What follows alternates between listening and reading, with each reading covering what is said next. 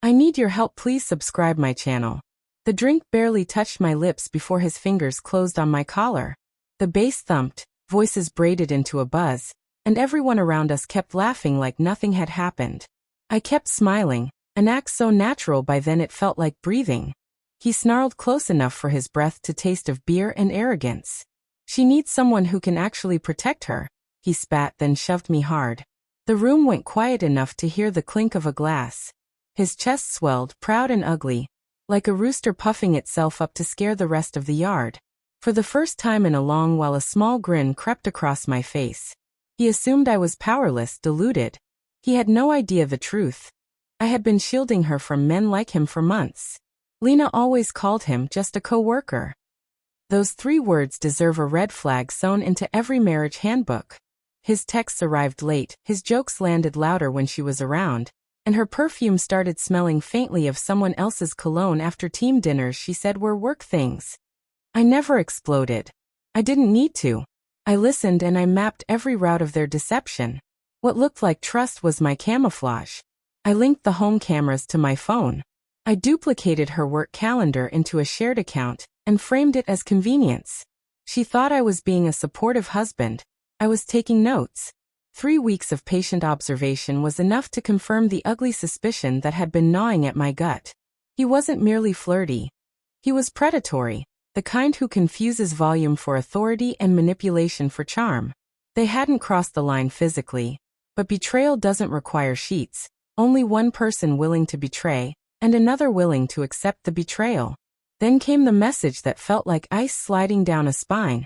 I can't stop thinking about you. You deserve someone stronger. Her reply, I don't, was not a full stop but a breath held. Hesitation like that lights a fire in men like him. I didn't react in rage. I engineered a response. Revenge, if you can call it that, was surgical. Not street violence but consequences methodically applied. I built a dossier, screenshots of late messages, receipts of clandestine lunches disguised as client meals, expense reports, recordings of him boasting about his ability to charm married women. I sent selected pieces to the man's manager. I compiled the rest for formal channels. Timing would be the scalpel. The office Christmas party offered the perfect theater. Loud, crowded, and performed in public. Lena insisted I come. It'll be fun, she said. She had no idea I had already wired her coworker into his own undoing. He swaggered through the hall drunk on attention, arm around Lena like he was staking a claim. I greeted people politely, smiled small and calm. Bullies crave spectacle. They feed on noise. When he shoved me, it was exactly the confrontation he wanted. He wanted a show. He'd started one. I stumbled on purpose and let him feel victorious for a second. Then I pulled the strings he didn't know were tied. I nodded at a manager standing by the bar and said evenly, "You might want to check your email." The manager's phone chattered immediately. Someone else looked puzzled, then alarmed. A short while later, HR's message lit up the manager's screen. People's attention shifted like a slow tide. A clip began to play on the manager's phone, his drunken, humiliating brag about winning Lena over. The crowd leaned in. I had more than a clip. I had assembled a projection-ready montage. Texts, screenshots, expense slips, and his voice stitched into a confession. It flashed onto the big screen above the dance floor, a seamless expose of his manipulations. Conversation thinned into an audible hush. He lost his balance, on more than just his feet. Panic flickered in his eyes, then anger. He lunged. Security stepped in, but rage makes men reckless. He shoved a guard, swung wildly, and finally barreled toward me, red-faced and humiliated.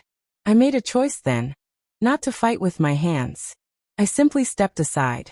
He tripped on the raised platform by the bar. The thud when his body hit the floor was small and terrible. It sounded like closure. Security dragged him out, bleeding from his lip and undone by his own fury. Lena followed, calling his name into the corridor.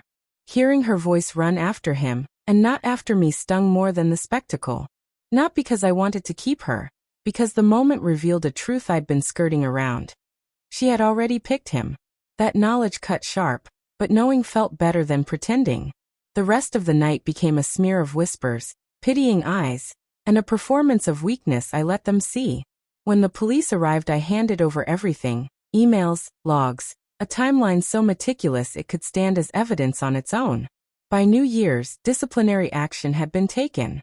He was fired, slapped with a lawsuit, and his engagement collapsed after I quietly informed his fiancée of what I had found. The neat dominoes of consequence fell where they should. Lena came to the apartment on January 2nd, mascara dried in streaks down her cheeks, voice raw with explanation and panic. She wanted to explain, to claw back whatever she could. I poured her a glass of water and listened to the noise of her apologies without speaking. Sometimes silence delivers the clearest verdict. When she asked, with tearful insistence, whether I had orchestrated everything, I looked at her and said, "No, he did." It was both true and complicated. He had set everything in motion with his arrogance. I had simply finished the job he began, turned his own actions into his downfall. She stared as if she were seeing a stranger. Maybe she was. Rumors spread through his office. Tales of his New Year's in a hospital bed, nursing wounds while whimpering to anyone who'd listened that I had framed him for hitting the bar. Maybe in a way I had. I had engineered the exposure and let the public judgment land with force. But that was the point. Protection isn't about bluster or bravado. It's about strategy, about waiting until the moment your case is airtight. About endurance, choosing the right kind of response. People have asked me, more times than I can count, why I didn't punch him that night. Why I let him shove me and escalate in front of everyone. Why I didn't meet violence with violence. I answer the same way each time. Because I already fought. Not with fists, but with patience and paperwork and the slow accumulation of proof. Real protection doesn't roar. It dismantles. It dismantles quietly, efficiently, and in a way that leaves the perpetrator exposed. He wanted to prove he was a man by his loudness and his shove. In the end, he learned the opposite. Real strength can sit calm in a crowded room while it arranges the truth to reveal itself. He lost his job, his reputation, maybe even his future. Lena lost whatever she thought she had with him. I lost the illusion of a marriage I had been busy saving on my own.